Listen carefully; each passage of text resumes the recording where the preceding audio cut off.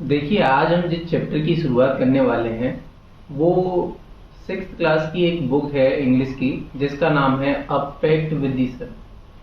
उस बुक का chapter number 2 है।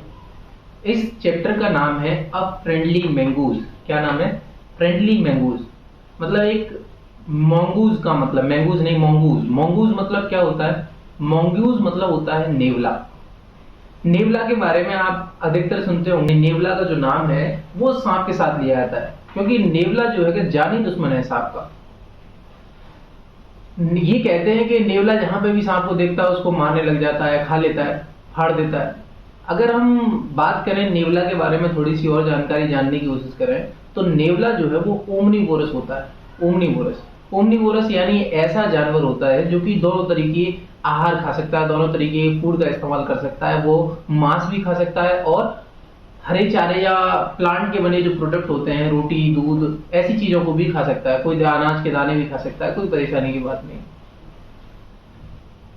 इस चैप्टर को शुरू करने से पहले हम एक शब्द के बारे में समझते हैं, जिस शब्द का नाम है मिसअंडरस्टैंडिंग। ये पूरा ही चैप्टर इस शब्द पर आधारित है, जिस शब्द को क्या कहते हैं हम? मिसअंडरस्टैंडिंग कहते हैं। मिसअंडरस्टैंडिंग का मतलब क्या होता है? गलतफहमी।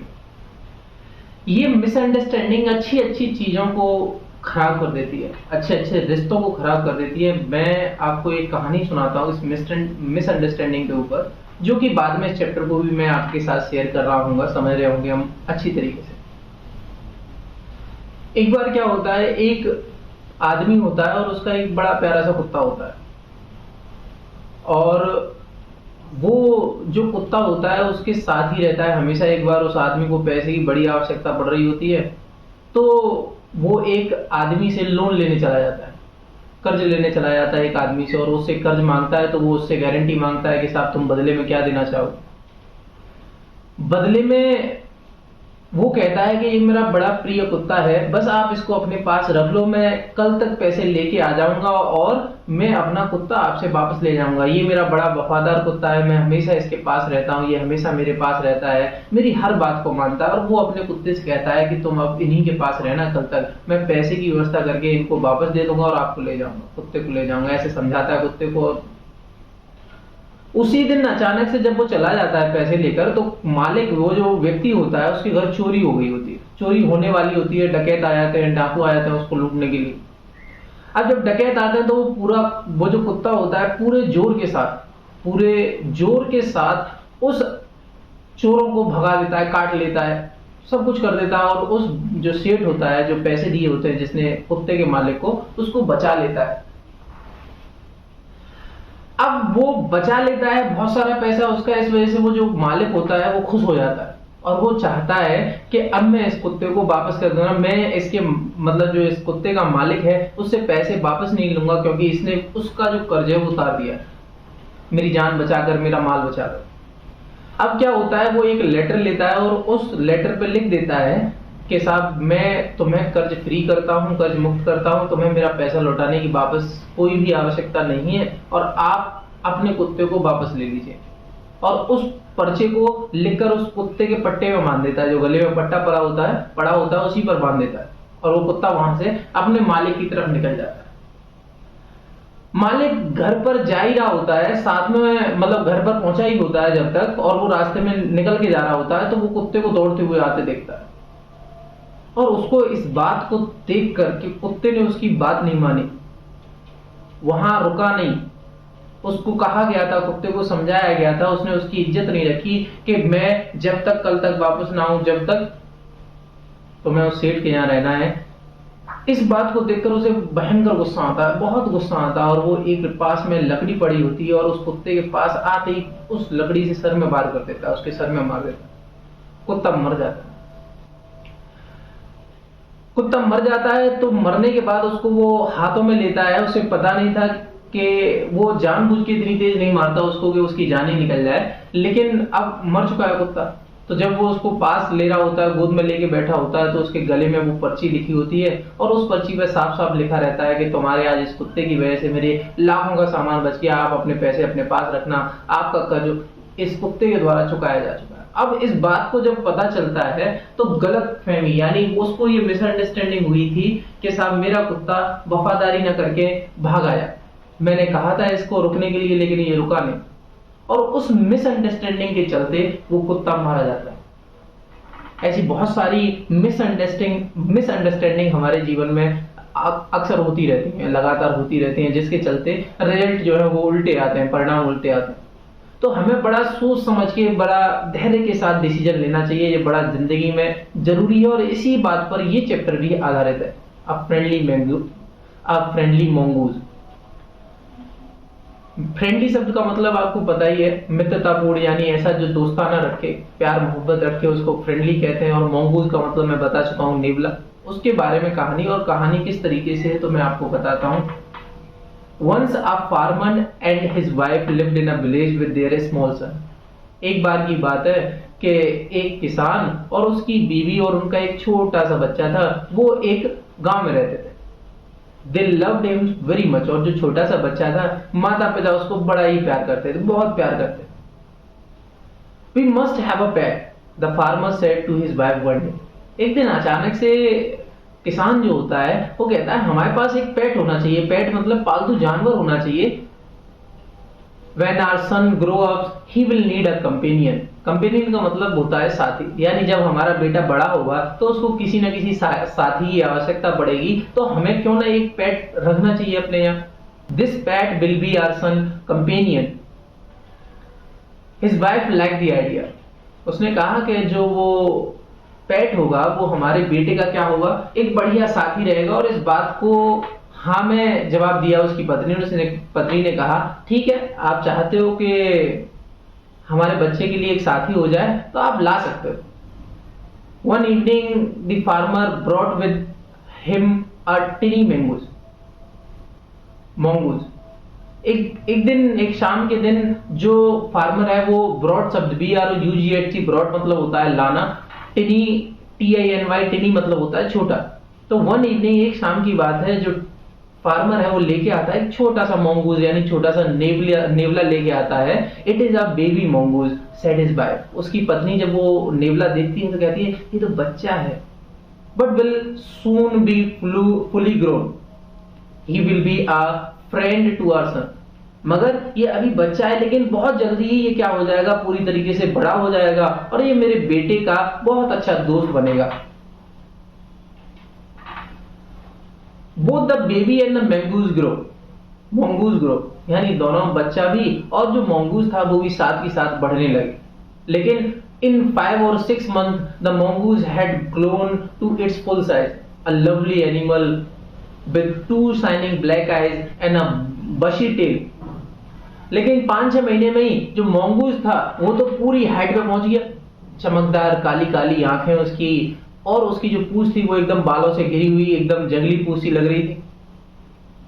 The farmer son was still a baby in the cradle. Cradle का मतलब होता है पालना। तो जो पालना होता है जिसमें बच्चे झूलते हैं, तो उसका जो किसान का बेटा था वो अभी तक पालने में ही था, जबकि जो मोंगूज था वो पूरी हाइट में पहुंच चुका था। और जो मोंगूज था वो जब बड़ा हुआ तो बड़ा सुंदर दिखने लगा, उसकी बड़ी चमकदार सी तो काली काली आंखें और उसकी एक बशी यानी एकदम जंगली जैसी पूंछ।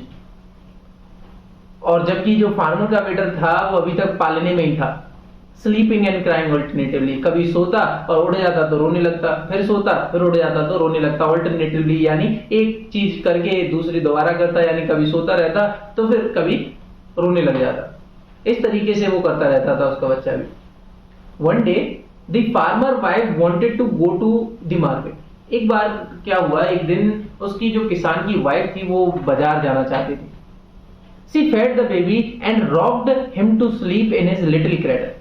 उसने अपनी बेबी को फेड मतलब होता है खिलाना पिलाना, उसने अपनी बेबी को, छोटी सी बेबी को दूध पिलाया। एंड रॉक्ड हिम, रॉक्ड मतलब होता है पत्थर नहीं होता, रॉक्ड का मतलब होता है, रॉक मतलब ROC के पत्थर भी होता है, और रॉक्ड का मतलब होता है झोटा मारना, यानी झूला इधर उधर करना, आगे पीछे करना, ठीक है। तो उसने क्या करा, बेबी को दूध पिलाया बच्चे को, और पालने में झोटा देकर यानी आगे पीछे कर उसको, और उसको सुला दिया पालने के अंदर। picking up the basket, she said to her husband, I am off to the bazaar. उसने एक बास्केट उठाई और अपने पति से कहा कि मैं बाजार जा रही हूं. The baby is sleeping, keep an eye on it. बच्चा सो रहा है, नजर रखना कहीं जग ना जाए, रोने न लग जाए. Frankly, I don't like to leave the child alone with the mongoose. वो कहती है कि देखो तुम्हें एक सही बात बताऊं, चाहे आप बुरा मान लें, देखो मेरी बात तो बेशक हमारे यहाँ ये मोंगूज जो है वो 6 महीने से रहना है, लेकिन मैं आपको एक सही बात बताऊं, मुझे अच्छा नहीं लगता, मुझे डर लगता है कि मैं अपने बच्चे को इसके साथ नहीं छोड़ सकती. ये बात उसकी बीवी कहती है. देखो जी, आप कुछ भी कहो, जाना मत बच्चे को छोड़ के इस मोंगूज के साथ. उसका पति कहता है you need not be afraid. Afraid का मतलब होता है घबराना, डरना. वो कहता है किसान के तुम्हें डरने की कोई जरूरत नहीं है. The mongoose is a friendly animal. ये जो मोंगूज होते हैं यानी ये जो नेवला होता है, ये दोस्ती मित्रतापूर्ण वाला जानवर होता है. ये दुश्मनी करने वाले जानवर नहीं है, अच्छे जानवर होते हैं. It is as sweet as our baby and they are the best friend and are the best of friend, you know. ये कहता है कि ये जो है वो बड़ा स्वीट है, प्यारा सा है, जैसे हमारा बच्चा है वैसा ये भी प्यारा है. And they are the best of friends. और ये जो है वो दोनों बहुत अच्छे दोस्त हैं. क्या तुम्हें पता है? ये बात सुनकर उसकी पत्नी कहती है ठीक है, आप फिर भी ध्यान रखना. The wife went away. Wife चली गई. And the farmer having nothing to do in the house. अब जो फार्मर था वो अकेला रह गया और थोड़ी देर बाद उसको ऐसा खालीपन सा लगने लगा क्योंकि उसके पास कुछ काम नहीं था करने के लिए. उसने सोचा, निर्णय लिया, decided to go out and take a look at the field not far away. उसका जो खेत थे घर से पास ही थे, तो उसने सोचा ला यहाँ फालतू बैठा हूं, जैसे अपने खेत के चक्कर मारे. He ran into some friend on the way back and did not return for quite some time. और जब वापस लौट रहा था तो वो अपने दोस्तों के घर जो भी काम होगा उसको उसके चलते वो चला गया और बहुत समय मतलब थोड़ा देर लग गई उसको आने में. The farmer wife finished her shopping and came back home with a basket full of groceries. Grocery शब्द का मतलब होता है जो किराने का सामान होता है, घर का रोजमर्रा जीवन का जो सामान होता है उसको हम ग्रोसरीज कहते हैं. जो फार्मर की वाइफ थी उसने अपनी शॉपिंग जो वो खरीदने गई थी सामान मार्केट में वो पूरा कर लिया और वो आई एक भरे हुए बास्केट के साथ घर पर. She saw the mongoose sitting outside as if waiting for her. उसने देखा कि जो मंगूज है वो बाहर दरवाजे के बिल्कुल बाहर बैठा है, ऐसा लग रहा था जैसे मानो उसका इंतजार कर रहा हो. On seeing her, he ran to welcome her as was customary. जैसे हमारे घर पर कोई आता है या मम्मी कहीं चली जाती हैं या फिर हम अपने गेट पे खड़े होते हैं, मम्मी का इंतजार कर रहे होते हैं, जैसे ही मम्मी आती है हम दौड़ के जाते हैं उनके पास. बिल्कुल सेम उसी प्रकार वो बच्चा भी यानी जो नेवला था वो भी उसी प्रकार पहले इंतजार कर रहा था. जैसे ही उसने उस अपने छोटे से दोस्त की माँ को देखा, उस किसान की पत्नी को देखा, तो साथ ही उसकी तरफ दौड़ के जाए. The farmer wife took one look at the mongoose and screamed. अब जब वो दौड़ा किसान की पत्नी की तरफ तो उसको एक बार देखा तो चिल्ला गई. जो किसान की पत्नी थी वो क्या कर गई, चिल्ला गई. स्क्रीम्ड मतलब होता है चिल्लाना, चिल्ला गई, एकदम आवाज निकल गई. ब्लड, शी क्राइड, खून. The face and the paws of the mongoose were smeared with blood. Smeared मतलब होता है लिप्त होना, डूबे रहना. जब उसने देखा कि जो वो मोंगूज था उसका फेस यानी मुंह और उसके जो पंजे थे वो खून से सने हुए थे, लिप्त थे, खून में डूबे हुए थे, उसका दिमाग खराब हो गया. यहां गलतफहमी आई, यहां मिसअंडरस्टैंडिंग हुई. और क्या मिसअंडरस्टैंडिंग होती है देखते हैं आगे. अच्छा, कोई और भी होता उसकी जगह तो उस कंडीशन को देख के ऐसा ही समझता, उसके दिमाग में ये विचार बना कि इसने आज मेरा बच्चा खा लिया, आज इसने मेरा बच्चा खा लिया. You wicked animal. विक्ड का WICKED विक्ड का मतलब होता है दुष्ट. वो कहती है यू विक्ड एनिमल, तुम दुष्ट जानवर. You have killed my baby, तूने मेरा बच्चा मार दिया. She screamed hysterically. वो एकदम जोर से चिल्लाई, एकदम जोर से चिल्लाई, बहुत पागलों की तरह चिल्लाई. स्क्रीम्ड का मतलब होता है चिल्लाना और हिस्ट्रिकली का मतलब होता है पागलों की तरह. तू दुष्ट जानवर, तूने मेरा बेटा मार दिया. और बहुत तेज चिल्लाई वो ये बात कहते हैं. She was blind with rage. वो बदले की आग में, रेज का मतलब होता है क्रोध, गुस्सा, और वो गुस्से में अंधी हो गई। And with all her strength brought down the heavy basket full of groceries, और जो उसके सर पर टोकरी रखी थी जिसमें बहुत सारा घर का सामान रखा था, उसने पूरी ताकत से उस मंगूस के ऊपर, जो कि खून में लिप्त था, उसके ऊपर मार दिया और घर में गई फटाफट एकदम तेजी के साथ, ताकि उस क्रेडल पे जाके देख सके, उस बच्चे के पालना को देख सके। अब जब अंदर जाती है तो क्या देखती है? The baby was fast asleep। बच्चा तो एकदम शांति से सो रहा था, खूब नींद में था। बट ऑन द फ्लोर, लेकिन जमीन पर ले अ black snake torn and bleeding, एक काला सांप पड़ा था, फटा हुआ, जिससे खून निकल रहा था। इन अ फ्लैश, तुरंत उसके दिमाग में बात आई, यार मैंने क्या कर दिया। वो समझ गई, आ गई, देखते ही अंदर की कहानी देखते ही समझ गई कि अच्छा, इसका जो खून मुंह पे और पंजों पे लगा था तो इस सांप का था। She realized what had happened। उसके एकदम अचानक से, झटके से उसके समझ में आया कि हो क्या गया। She ran out looking for the mangoes। वो दोबारा से बाहर दौड़ी उस मंगूस को देखने के लिए। मैं बार-बार मंगूस पढ़ रहा हूँ, उसके लिए माफ करना मुझे। Mongoose. She ran out looking for mongoose। वो दोबारा बाहर भागी उस मंगूस को देखने के लिए। Oh, you saved my child। You killed the snake। What I have done। हाँ, तुमने मेरे बच्चे को बचाया, तुमने सांप को मारा, लेकिन मैंने क्या करा? She cried touching the mongoose। उसने क्या करा? वो रोने लगी उस मंगूस को लेकर, who lay dead and still, unaware of her sobbing। वो उसको अपने गोदी से में, मतलब अपने हाथों में उठा लेती है, जो कि मर चुका था, और उसको अब पता भी नहीं था, वो बहुत ज्यादा क्या कर रही थी? रो रही थी, बहुत ज्यादा रो रही थी। Who lay dead and still unaware of her sobbing। और वो जो नेवला था वो मर चुका था, उसको पता नहीं था कि अब ये कितना रो रही है मेरे लिए। अब तो मरने के बाद किसको क्या पता चलता है कौन कितना रोया हमारे लिए, कौन कितना खुश हुआ, कुछ भी नहीं पता चलता। The farmer wife, who had acted hastily and rashly, stared long at the dead mangoes। वो किसान की पत्नी, हैस्ली का मतलब होता है जल्दी से, और रैशली मतलब होता है बेतहाशा। बेतहाशा मतलब गुस्से में, एक तरीके से। तो वो किसान की पत्नी, जिसने बड़ी जल्दी से और बड़े गुस्से के साथ डिसीजन लिया था, स्टीयर्ड, वो घूर रही थी उस लंबे से मरे हुए मंगूस को।